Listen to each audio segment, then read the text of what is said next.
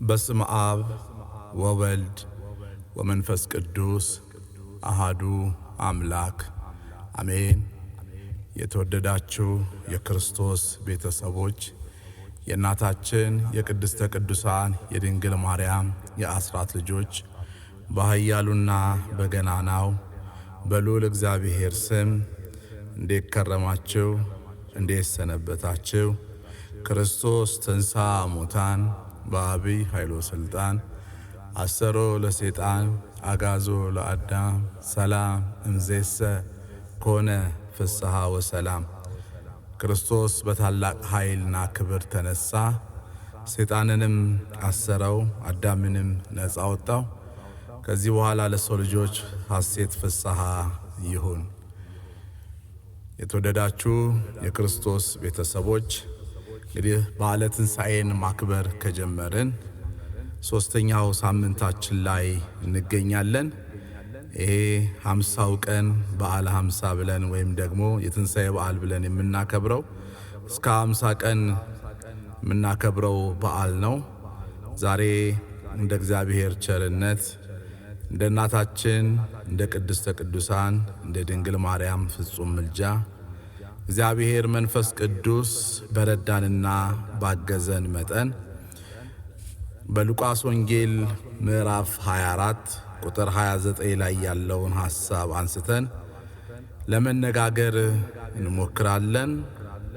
ለአባቶቻችን ለቅዱሳን ለአበው ለሊቃውንት ምስጢርን ያደላደለ ምስጢርን የገለጸ አምላካችን ልዑል እግዚአብሔር ለኛም ምስጢሩን ዕውቀቱን ይግለጽልን ያደላድልልን። የትምህርታችን ርዕስ አድርገን የምንነሳው ከኛ ጋር እደር የሚል ነው። እንግዲህ መጽሐፍ ቅዱሳችንን ስናነበው አራቱም ወንጌላውያኖች እንደሚነግሩን ኢየሱስ ክርስቶስ ሞትን ድል አድርጎ ከተነሳ በኋላ ለደቀ መዛሙርቱ ለተከታዮቹ በተለያየ ጊዜ ተገልጦላቸዋል ወይም ታይቷቸዋል።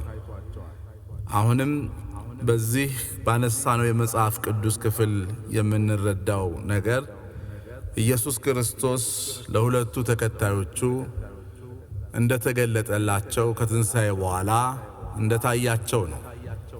እነሆ ይላል ከቁጥር 13 ጀምሮ፣ እነሆም ከእነሱ ሁለቱ በዚያ በኢየሩሳሌም 60 ምዕራፍ ያህል ወደሚርቀው ኤማውስ ወደሚባለው መንደር ይሄዱ ነበር ይላል። ከኢየሱስ ክርስቶስ ተከታዮች መካከል ሁለቱ ሰዎች ጌታን መሞትና መሰቀል ካዩ በኋላ ከኢየሩሳሌም ኮብልለው ወጡ። ከኢየሩሳሌም ሸሽተው ኤማውስ ወደምትባል መንደር ወደ ተወለዱባት ስፍራ ይጓዙ ነበር ይላል። ኤማውስ ወደምትባል ስፍራ ወደዛም እየሄዱ ዓርብ ዕለት ስለሆነው ጉዳይ፣ ስለ ስቅለቱ፣ ስለ መከራው፣ ስለ ስቃዩ፣ ስለ ግርፋቱ፣ ስለ መወጋቱ፣ ስለ መቸንከሩ እርስ በእርሳቸው ያዩትን የሰሙትን ሁለቱ የጌታ አገልጋዮች እየተነጋገሩ 60 ምዕራፍ ያህል መንገድ ይጓዙ ነበር ይላል። ልብ በሉ የእግዚአብሔር ልጆች፣ የሚያወሩ ስለ ዓርብ ዕለቱ ጉዳይ ነው። ስለ ጌታ መከራ ነው። ስለ ስቃዩ ነው። ስለ መከራው ነው። ስለ ግርፋቱ ነው። ስለ መሰቀሉ ነው። ይሄንን ሐሳብ በልባቸው ውስጥ ያለውን የሰሙትንም ያዩትንም እያወጉ እየተነጋገሩ እንደ ባልንጀራ ተስፋ በቆረጠ መንፈስ፣ ባዘነ መንፈስ፣ በተከዘ መንፈስ፣ ግራ በመጋባት መንፈስ እየተነጋገሩ ኤማውስ ወደምትባለው መንደር ይሄዳሉ። ሲጀመር ከኢየሩሳሌም ያስወጣቸው ከኢየሩሳሌም ያስኮበለላቸው ተስፋ ያደረጉት ነገር ድንገት ስላጡት ነው። እነሱ ኢየሩሳሌምን ይቤዣል፣ ኢየሩሳሌምን ከሮማውያን ነፃ ያወጣል፣ ኢየሩሳሌምን ይመልሳል ወደ ግዛቷ የሚል ተስፋ በስጋዊ በምድራዊ ነገር ብቻ በማሰብ ኢየሱስ ክርስቶስን ተከትለውት ነበር። ግን ይቤዠናል ያልነው ነፃ ያወጣናል ያልነው ገርፈው ሰቀሉት፣ ገደሉት እያሉ በሐዘን ይሄዱ ነበር ይላል። ድንገት በመካከላቸው ሶስተኛ ሰው ተገኘ። ሶስተኛ ሰው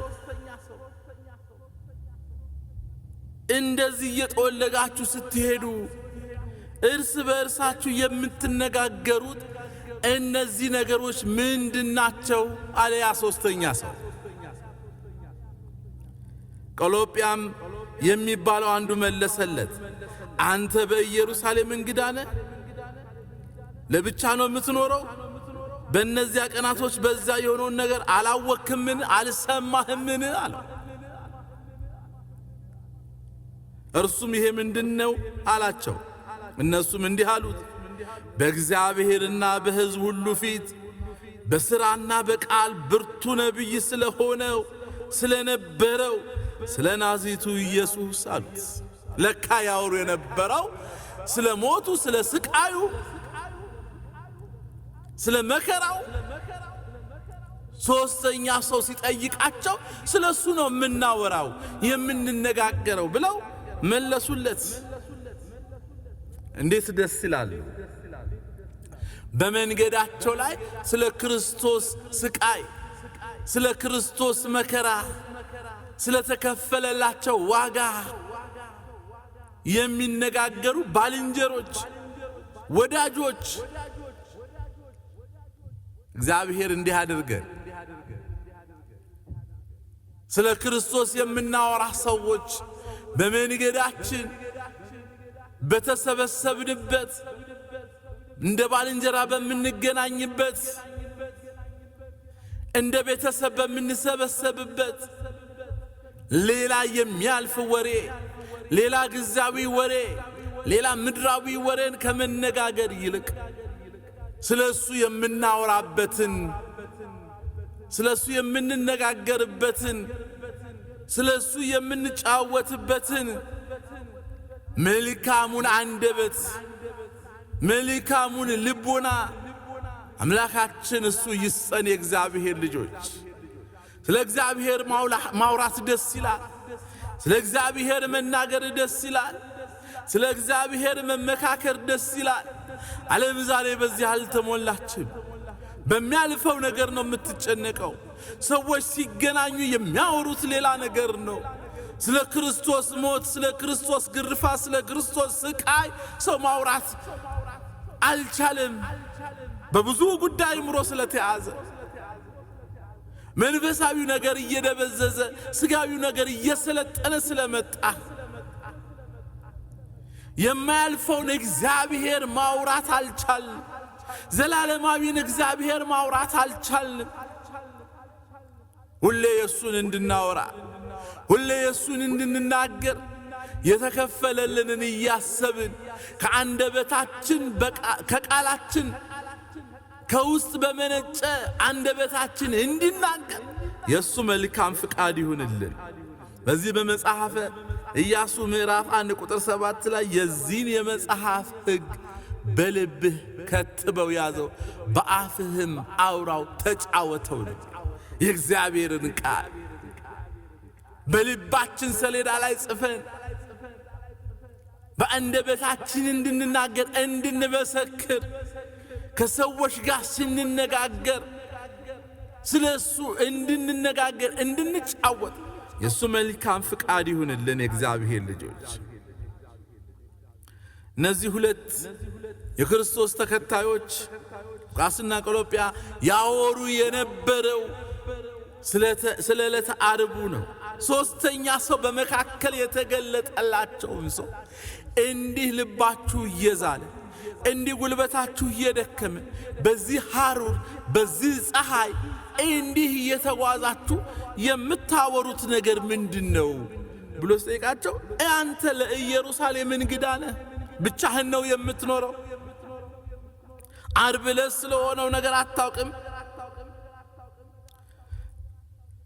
በቃልም በሥራም ብርቱ ነቢይ የሆነው የናዝሬቱ ኢየሱስን እንዴት እንደገረፉት፣ እንዴት እንደሰቀሉት፣ እንዴት እንደደበደቡት፣ እንዴት መከራ እንዳበዙበት አታውቅም? አልሰማህምን አሉት። እኛ እስራኤልን ይቤዣል ያልነው እርሱ እንደሆነ ተስፋ አድርገን ነበረ። ዳሩ ግን ከዚህ ሁሉ ጋር ይህ ከሆነ ዛሬ ሶስተኛ ቀኑ ነው። እኛ እስራኤልን ይቤዣል ብለን ነበር፣ እስራኤልን ነፃ ያወጣል ብለን ነበረ። ምክንያቱም አሁን የኢየሱስ ክርስቶስ አብዛኛው ተከታይ በዘመኑ ያምን የነበረው እኔ እስራኤልን እቤዣለሁ፣ እስራኤልን ነፃ አወጣለሁ ሲል እስራኤል በወታደራዊ ስርዓት በምድራዊ ንጉሥ በሮም ቀኝ ግዛት ስር ወድቃ ነበር። እስራኤልን ነፃ አወጣለሁ ሲል እነሱ የሚያስቡት ወታደር ሰብስቦ ጦር ሰብቆ ነጋሪ ጎስመው እምቢልታ አስነፍቶ ሰራዊትን ሰብስቦ ሮማውያንን ከእስራኤል ምድር ነፃ እንደሚያወጣ ያስቡ ነበር። እስራኤልን እንደሚቤዥ ያስቡ ነበር። እሱ ነፃ አወጣቸዋለሁ ያለው ከነፍስ ባርነታችን ነው ነፃ አወጣቸዋለሁ ያለ። እነሱ ስለ ምድራዊው ነገር ነው የሚያስቡት። ይሄም ከሆነ ደግሞ ዛሬ ሶስተኛ ቀኑ ነው። ደግሞም ከኛ የወጡ ማልደው ወደ መቃብሩ የሄዱ ሴቶች አስገረሙን። አንዳንድ ሴቶች ሄደዋል ወደ መቃብሩ። እዛ ቀድሞ የሄዱ ሰዎች አስገረሙናል። ስጋውን ባጡ ጊዜ ሕያው ነው የሚሉ የመላእክትን ራእይ ደግሞ እንዳዩ ነገሩን። በመቃብሩ ስጋውን አተውታል፣ ደግሞም ተነስቷል ብለው ነገሩን። ይሄ አስገርሞናል አሉ። ምክንያቱም ሰው ከሞተ በኋላ ይነሳል የሚባለው እምነት በጣም ጥቂት ስለነበር፣ የሚያምኑ ሰዎች ጥቂቶች ስለነበሩ ስላልተቀበሉት ነው። ከእኛም ጋር የሆኑ ደቀ መዛሙርቱ ደግሞ ሄደው ይሄንኑ ሴቶች የተናገሩትን ነገር አይተዋል። በእርግጥ እሱን ግን አላዩትም። አሁን ጥርጥር አለ ማለት። መላእክት ነገርን አሉ እንጂ ራእይን አየን አሉ እንጂ እሱን ግን አላዩትም። ደቀ መዛሙርቱም እንዲህ ብለዋል፣ ከኛ ወንድሞች የሆኑት ሄደዋል፣ በዛም ይሄንኑ ደግሞ አረጋግጠዋል። ከእነሱ ጋርም ያለው ሰው ይህ መከራ እንዲቀበል ዘንድ ክብሩንም እንዲገልጽ ዘንድ እናንተ ማታስተውሉ አስቀድሞ ነግሯችሁ ነበረ እያለ ከነቢያቱና ከሙሴ መጻሕፍት እየጠቀሰ ይነግራቸው ጀመረ፣ ያስተምራቸው ጀመረ።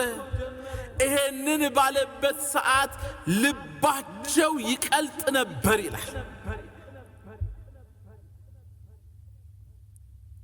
ስለ ሞቱ፣ ስለ ትንሣኤው፣ ስለ እርሱ ስለተነገረው ነገር በነገራቸው ጊዜ ከቃሉ ብርታት የተነሳ ልባቸው እየቀለጠ በማስተዋል ይሰሙት ነበረ።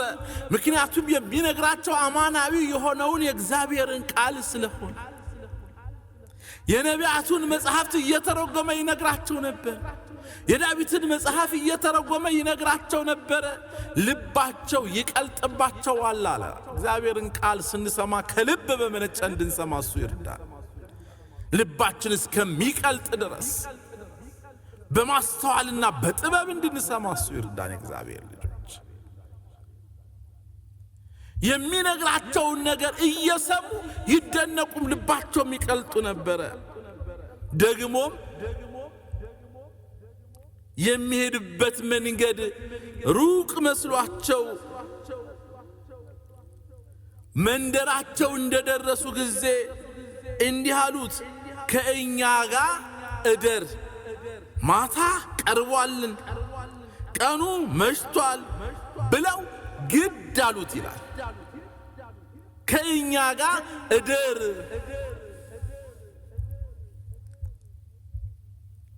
ለመኑት። ከቃሉ ብርታት የተነሳ ደስ አላቸው። ልባቸውን አጽናና።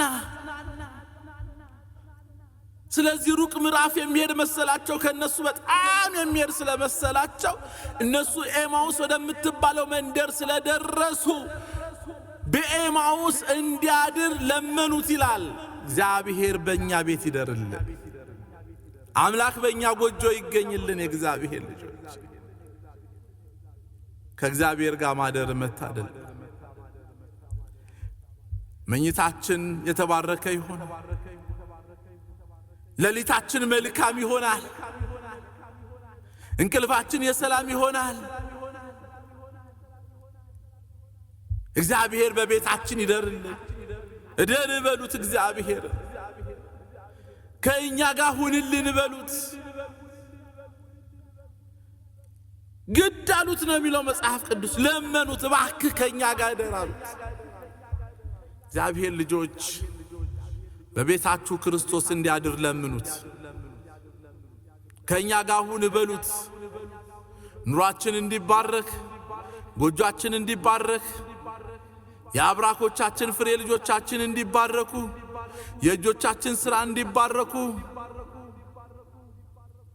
መኝታችን የሰላም እንቅልፍ እንድንተኛበት፣ ሌሊቱን ሙሉ ከእርሱ ጋር በፍቅር እንድናድር እግዚአብሔር ልጆች ከእኛ ጋር እደር በሉት። እሱ ትዝ ይላችኋል ኦሪት ዘፍጥረት ምዕራፍ 32 ላይ የተጻፈው አባታችን ያዕቆብ የይስሐቅ ልጅ ያዕቆብ አባታችን የያቦቅን ወንዝ ልጆቹን፣ ሚስቶቹን፣ ከብቶቹን ሁሉ አሻገረ። ቤተሰቡን ሁሉ አሻገረ። እሱ ከያቦቅ ወንዝ ወደዚህ ብቻውን ቀራ። እንደለመደው ድንጋይ ተንተርሶ ሊተኛ ሲዘጋጅ አንድ ጎልማሳ ሰው መጣ ይላል።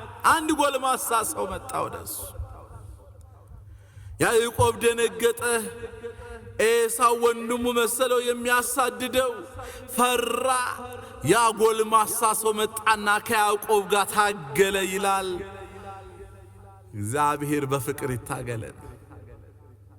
ታገለ። ያዕቆብ ይጥለዋል። ያ ጎልማሳ ሰው ይወድቅለታል። ያዕቆብ ይነሳል። ያዕቆብ ይወድቃል፣ ደግሞ ይለቀዋል። ሌሊት ሙሉ ያዕቆብ ከአምላኩ ጋር ታገለ። የእግዚአብሔር ልጆች ሌሊት ሙሉ ከሰይጣን ጋር ከምንታገል ሌሊት ሙሉ ከአምላካችን ጋር እንታገል። ሌሊት ሙሉ ስንቶች ነው ሌሊቶቻችን የተባረኩልን? በብዙ ቅዠት ነው የምናሳልፈው። አልጋችን ላይ እንወጣለን፣ እንቅልፍ የለን። የእጃችንን ስልክ ስንጎረጉር እናመሻለን፣ እናድራለን፣ እንጨነቃለን፣ እንረበሻለን። ሸለብ ባረገን ቁጥር የምናየው ደስ አይልም። ህልማችን ጥሩ አይደለም፣ ቅዠት የሞላበት ነው። እግዚአብሔር ሌሊታችንን ይባርክልን። ከእርሱ ጋር የፍቅር ትግል የምንታገልበት፣ በመኝታችን ቅዱሱን ነገር የምናስብበት ያድርግልን። እግዚአብሔር ልጆች ያዕቆብ ሌሊቱን ሙሉ ከክርስቶስ ከእግዚአብሔር ጋር አምላኩ ጋር ታገለ። ሊነጋጋ ሲል የሚታገለው ሰው ይላል ኦሪት ዘፍጥረት ምዕራፍ 32 ከቁጥር 22 ጀምራችሁ አንብቡት። ሊነጋ ነው፣ ሰማዩ ቀልቷል፣ ልቀቀኝ አለው ይላል ያ ጎልማሳ። ካልባረከኝ አልለቅህም አለው ያዕቆብ። ካልባረከኝ አልለቅህም። ሌሊት ሙሉ ሲታገል የነበረው እግዚአብሔር በጎልማሳ ሰው ተገልጦለት፣ በጉልበታም ሰው ተገልጦለት። እንዴት መታደል ነው ከአምላክ ጋር እየታገሉ ማለት። ከኃጢአት ጋር ታግለው የሚያድሩ ብዙ ስላሉ በዘመናችን፣ ሌሊቱን ሙሉ ብዙ ክፋት የሚያስቡ ሰዎች ስላሉ፣ ጨለማው አልነጋላቸው የሚሉ ሰዎች ብዙ ስላሉ በመኝታቸው ይወጣሉ እንቅልፍ ስለሌላቸው ሌሊት ሙሉ በብዙ ስቃይ ሌሊት ሙሉ በብዙ መከራ ሌሊት ሙሉ በብዙ እንግልት የሚያድሩ አንዴ ሸለብ ሲያደርጋቸው ከተራራው ላይ ሲወረወሩ አንዴ ወደ ገደሉ ወደ ጥልቁ ሲወርዱ አንዴ ተራራውን ለመውጣት ሲዋጥጡ አንዴ የሚያሯሩጣቸው ቢያስፈራ አካል ሲመጣባቸው ሌሊት ሙሉ በብዙ ስቃይ እግዚአብሔር ከኛ ጋር ይደር እናንተ እግዚአብሔር ከኛ ጋር ይደር አምላካችን በመኝታችን ይገኝልን ያዕቆብ ሌሊት ሙሉ ከክርስቶስ ጋር ታገለ ከእግዚአብሔር ጋር ታገለ አምላኩ እንደሆነ ባወቀ ጊዜ ካልባረከኝ አልለቅህም እግዚአብሔር ያዕቆብን ሽሉዳ መታው ይላል ጭኑን መታው ያዕቆብ እያነከሰ ተከተለው ካልባረከኝ አልለቅህም እያነከሳችሁ ተከተሉ እያነከሳችሁ ተከተሉት በፍቅር እግዚአብሔር ስም ማን ነው አለ ያዕቆብ እስራኤል ብያለሁ አለው እግዚአብሔር ስማችንን ይቀይርልን ይሄ ነው አዳር ስም የሚያስቀይር አዳር ታሪክ የሚያስቀይር አዳር ነገር የሚገለብጥ አዳር ያዕቆብ ተረከዝ ያዥ አሰናካይ አሁን ቀይር ያለው ስም እስራኤል የእግዚአብሔር ሰው የእግዚአብሔር ሕዝብ ነህ አንተ አለው ከዛ የተነሳ ነው እስራኤሎች እስራኤል ተብሎ የተጠሩት ከዛ በፊት እስራኤል አይባሉም ከያዕቆብ የተነሳ እስራኤሎች ተባሉ እስራኤል ዘነፍስ ደግሞ እኛ ነን ዛሬ የእግዚአብሔር ሰዎች የእግዚአብሔር ሕዝቦች እነሱ እስራኤል ዘሥጋ ናቸው እኛ እስራኤል ዘነፍስ እነዚህ ኤማውስ መንገደኞችም ከእኛ ጋር እደር ብለው ለመኑት ይላል ከእኛ ጋር እደር ብለው ለመኑት ተማጸኑት አይናቸው ታውሮ ስለነበረ ወይም ደግሞ ማስተዋላቸው ተጋርዶባቸው ስለነበረ ማን እንደሆነ እንኳን አላወቁትም ነበር ማን እንደሆነ አልተረዱትም ነበር አልገባቸውም ነበር በቤታቸውም ገባ ይላል እግዚአብሔር በቤታችን ይግባልን የእግዚአብሔር ልጆች ክርስቶስ በቤታችን ይግባልን በቤታቸው ገባ ማዕድም አቀረቡለት ማዕድንም በባረከ ጊዜ አይናቸው በራላቸው ይላል እግዚአብሔር ይባረከ የትኛው አይን የበራላቸው የሥጋ አይንማ ያየ መጥቷል እኮ ገደሉን ተራራውን ሸንተረሩን እንቅፋቱን ሁሉ እየለየ ከኢየሩሳሌም ኤማውስ ገብቷል ያላየላቸው የታወረባቸው ግን አይነ ልቦናቸው ነው እግዚአብሔር አይነ ልቦናችንን ያብራልን አንዳንድ ጊዜ አይነ ልቦናችን ስለታወረ የበረከት ምንጭ ላይ ቆመን በረከታችንን እናጣለን የጸጋችን ምንጭ ላይ ሆነን ጸጋችንን እናጣለን ስትጸልዩ አይነ ልቦናዬን አብራልኝ ብላችሁ ጸልዩ ለዚህ ነው በኪዳኑ ጸሎት ሁሉ ጊዜ አይናችሁን ያብራላችሁ አይነ ልቦናችሁን ያብራላችሁ እያለች ቤተክርስቲያን የምትጸልየው ሁሉ ጊዜ ምክንያቱም ሥጋዊ አይን ብቻውን ፊታችን ላይ ቢለጠፍ ምንም ዋጋ የለውም የልቦናችን አይን ካልበራ ይሄን ዓለም ማሸነፍ የምንችለው ይሄን ዓለም ድል መምታት የምንችለው ይሄን ዓለም መሻገር የምንችለው የሥጋ አይናችን ስለበራ ሳይሆን የውስጥ አይናችን ስለበራ ነው ሰው ሁለት አይን አለው በሥጋ የተለጠፈልን አይን ይሄ የምናየው ዙሪያችን የምንቃኝበት አይን ነው እሱ ዙሪያችንን ነው የሚያሳየን መንፈሳዊ ጥልቀታችንን የመንፈሳዊ ብርታታችንን ደግሞ እግዚአብሔርን ደግሞ ቅድስናችንን ደግሞ መልካሙን ነገር የምናይበት የልባችን አይን ያስፈልጋል ይሄ አይን ያልበራላቸው ብዙ ትውልዶች አሉ የእግዚአብሔር ክብር ያልገባቸው የክርስቶስ ዘላለማዊ አምላክነትን ያልተረዱ የእመቤታችን ክብር ያልገባቸው የመላእክቱ ቅድስና የመላእክቱ ንጽህና ያልገባቸው ምልጃ ያልገባቸው የቅዱሳኑ ምልጃና ክብር ያልገባቸው ያልተረዱ የልቦናቸው አይን የታወረባቸው ልክ እንደ ጊያዝ ሁለተኛው ነገሥት 6:17 ላይ የሶርያ ወታደሮች የእስራኤልን ንጉሥ ድል ሊመቱ ሊያሸንፉ መክረው ዘክረው ከቤተ መንግስታቸው ወታደር አሰልፈው መጥተው ኤልሳ በነበረበት በተራራው ላይ እዛ በቀርሜሎስ ተራራ ላይ ዙሪያውን ከበው እስራኤልን ሊያጠፉ ንጉሥን ሊማርኩ ማርክ በወጡ ጊዜ ሌሊቱን ሙሉ ተራራውን ከበውት። ጊያዝ በማለዳ በሩን ከፍቶ ሲወጣ ጊያዝ የኤልሳ ደቀ መዝሙር ነው። አይኑን አሻግሮ ሲመለከት የሶርያ ወታደር ከበውታል። እየሮጣው ገባ ወደ ነብዩ ወደ ኤልሳ የእግዚአብሔር ሰው ጉድ ተሰርተናል፣ የሶርያ ወታደሮች ከበውናል። አትፍራ ኤልሳ፣ ከነሱ ይልቅ እኛ ጋር ያለው ይበልጣል፣ ብርቱ ነው። ኤልሳ ያየበት አይንና ጊያዝ ያየበት አይን ይለያይ። ሁለቱም እግዚአብሔር ሁለት አይን ሰጥቷቸዋል። ኤልሳ መንፈሳዊውን የእግዚአብሔርን ሰራዊት ያያል፣ ጊያዝ ደግሞ ስጋዊ አይኑ ስጋዊ ወታደር ያያል። አንዳንድ ጊዜ እንዲህ ነው የእግዚአብሔር ልጆች፣ አንድ ስፍራ ቁጭ ብለን መንፈሳዊነታችን ሲለያይ እንደዚህ ነው። አሻግሮ የሚያይና አሻግሮ የማያይ። ኤልሳ ምድራዊውን አይደለም ሰማያዊውን ነው የሚያየው። ኤልሳ ሰማያዊ ወታደሩን የእግዚአብሔርን መላእክት ያያል። ይሄ ነው ልዩነቱ። እግዚአብሔር አይነ ልቦናችንን ያብራል።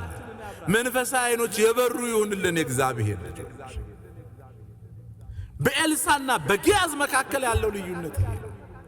ዛሬም ብዙ ጊያዞች አሉ፣ ምድራዊውን ነገር ብቻ የሚያዩ፣ ወቅታዊውን ነገር ብቻ የሚያዩ፣ የሚያልፈውን ማየት የተሳናቸው፣ ዘላለማዊውን ማየት የተሳናቸው፣ ርስቱን ማየት የተሳናቸው፣ ዘላለማዊውን አምላክ ማየት የተሳናቸው። እግዚአብሔር ሰው ኤልሳ ወጣ፣ የሰራዊቱን አይን ሁሉ እግዚአብሔር ሆይ ጋርዳ አጨልማ፣ አይናቸው ሁሉ ተጋረደ። ከዛም ጸለየ፣ የዚህን ብላቴና አይን ግለጥልኝ አለው።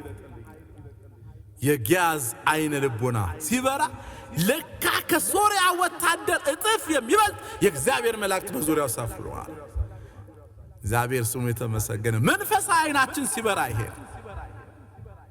እነዚህም የኤማውስ መንገደኞች ኤማውስ ድረስ በብዙ ድካም 60 ምዕራፍ ያህል የተጓዙት በስጋዊ አይናቸው ነበረ። ክርስቶስ ከመጀመሪያው ጀምሮ በመካከላቸው ተገኝቶ እየሰበካቸው እየነገራቸው እያስተማራቸው ሲመጣ ልባቸው እየቀለጠ ሲመጣ ክርስቶስን ማወቅ ግን አልቻሉ፣ አልተረዱ። ከእነሱ ጋር ማን እንዳለ አልገባቸው። ተራሰው ሩቅ ብእሲ መስሏቸው እባክህ ከእኛ ጋር እደር አሳድረን ነገ በማለዳ ትወጣለህ ብሎ ለመኑት። ገባ በቤታቸው። ማዕዳቸውን ሲባርክላቸው አይነ ልቦናቸው በራ። እግዚአብሔር ይባርክልን፣ ማስተዋልና ጥበብን ይስጥልን። ከእኛ ጋር እደር ብሎ ለመኑት ይላል። እግዚአብሔር ልጆች ጠዋት ማታ እግዚአብሔርን በቤታችሁ እንዲገኝ ለምኑት። በቤታችን ተገኝ፣ በትዳራችን ተገኝ፣ በጎጆአችን ተገኝ በሉት። እግዚአብሔር በጎጆአችን ሲገኝ መልካም ነው። እግዚአብሔር በትዳራችን ሲገኝ መልካም ነው። እግዚአብሔር በኑሯችን ሲገኝ መልካም ነው። እስቲ ስንቶቻችንን ጠዋትና ማታ በፊቱ ተንበርክከን ከቤታችን ከመውጣታችንና ቤታችን ከገባን በራችንን ከዘጋን በኋላ ማታና ጠዋት የምንጸልይ ነገራችን አሳልፈን ሌሊታችን የተባረከ ይሁን ምሽታችን የተባረከ ይሁን ብለን በእግዚአብሔር ፊት የምንጸልየው ጸሎት ስንቶቻችን? ቀኑን ስለባረክልኝ፣ ከኔ ጋር ስለነበርክ፣ መከናወን መስራት መከናወንን ስለሰጠኸኝ፣ የእጆቼን ስለባረክ፣ በሰላም ወጥቼ በሰላም እንድገባ ስለረዳኸኝ ብለን ምሽት ወደ አልጋችን ወደ ምንጣፋችን ከመውጣታችን በፊት አምላካችንን የምናመሰግነው ጠዋት ስንነሳ ደግሞ ነገራችን እንዲሳካልን ሕይወታችን ጥሩ እንዲሆንልን መልካም እንዲሆንልን ብለን የምንጸልይ ስንቶቻችን? እነዚህ ሰዎች ለመኑ፣ ጸለዩ፣ ለመኑት፣ ከኛ ጋር ግባ እደር አሉት። የጌታ ደቀ መዛሙርት ናቸው። ግን እሱ መሆኑን አላወቁትም፣ ተጋርደውባቸው ነበር። ግን በገባ ጊዜ እሱ ሲገባ ይባርካል። ሕይወታችን የተባረከ ይሆናል። ትዳራችን የተባረከ ይሆናል። ልጆቻችን የተባረከ ይሆናሉ። ዙሪያችን የተባረከ ይሆናል። የሚያስጨንቀን፣ የሚያስፈራን፣ የሚረብሸን ነገር ከውስጣችን ይወገዳል። ሰላማችን የጸና ይሆናል። ፍቅራችን የዘለቀ ይሆናል። አሁን እንለምነው። በቤታችን ግባ፣ ከኛ ጋር ደርን። ከእግዚአብሔር ጋር ማደር መታደል። ሲገባ ደግሞ ይባርካል። እባርካለሁ አይደለም የሚለው ዮሐንስ ራእይ ምዕራፍ 2። በሩን ቢከፍትልኝ መዝጋውን አንኳኳለሁኝ፣ ወደ ቤቱ ገባለሁ፣ ከኔ ጋር ምራት ይበላል የተባለው። እግዚአብሔር ልጆች ቤታችንን ለእግዚአብሔር ክፍት እናድርግ። አንተ በእኛ ቤት እደር እንበለው። አንተ በእኛ ቤት ተገኝ እንበለው። ባረከላቸው፣ አይናቸው በራ። እግዚአብሔር አይነ ልቦናችን ያብራል። እሱን እደር ብለው የተናገሩ ሰዎች ወዲያው ወደ ኢየሩሳሌም ተመለሱ ይላል። አግኝተውታል መድኃኒቱን፣ አግኝተውታል ዘላለማዊ አምላክን። ኤማውስ አይደለም አሁን ኢየሩሳሌም። ኤማውስ መመለስ ወደ እግዚአብሔር ወደ ኢየሩሳሌም የተመለሱበት ስለሆነ እግዚአብሔር ሁላችንንም ወደ ቤቱ ይመልሰን። የጠፋን እንድንገኝ፣ የራቅን እንድንቀርብ የሱ መልካም ፍቃድ ይሆንልን። የእግዚአብሔር ልጆች ዛሬ በዕለተ ዓርብ በሰንበት፣ በዕለተ እሁድ በሰንበት በወንጌሉ የሚነበበው ይሄ ነው፣ የሚሰበከው ይሄ ነው። የኤማውስ መንገደኞች በመንገዳቸው እያወሩ እየተነጋገሩ ሲሄዱ ሞቱን ለሟቹ የሚነግሩት የሚያረዱት፣ ለራሱ የሚነግሩት ሞቱን ለሟቹ የነገሩት ሁለቱ ምስኪን የጌታ ደቀ መዛሙርት የራሱን ሞት ይተርኩለት ነበረ። ለሟቹ መከራውን ይተርኩለት ነበር። መከራውን ለተቀበለው ግድ አሉት፣ እደር አሉት፣ አደረ ከእነሱ ጋር ባረከላቸው ይላል። እግዚአብሔር ይባርክልን። እንደ ኤማውስ መንገደኞች ቃሉን እያወራን እየተነጋገረን እንድንሄድ ደግሞ አይነ ልቦናችንም እንዲበራልን ደግሞም እግዚአብሔር እንዲባርከንና ቤታችን እንዲባርክልን የሱ መልካም ፍቃድ ይሆንልን። የኤማውስ መንገደኞች ሟቹን ለሞቱ ያረዱበት የሚገርም ሐሳብ የሉቃስ ወንጌል ምዕራፍ 24 ከቁጥር 29 ጀምሮ የእግዚአብሔር ቸርነት፣ የድንግል ማርያም አማላጅነት፣ የቅዱሳኑ ጸሎት አይለየን። ተባረኩ። ክፉ አይንካችሁ። ወስብሐት ለእግዚአብሔር። እግዚአብሔር ይስጥልኝ።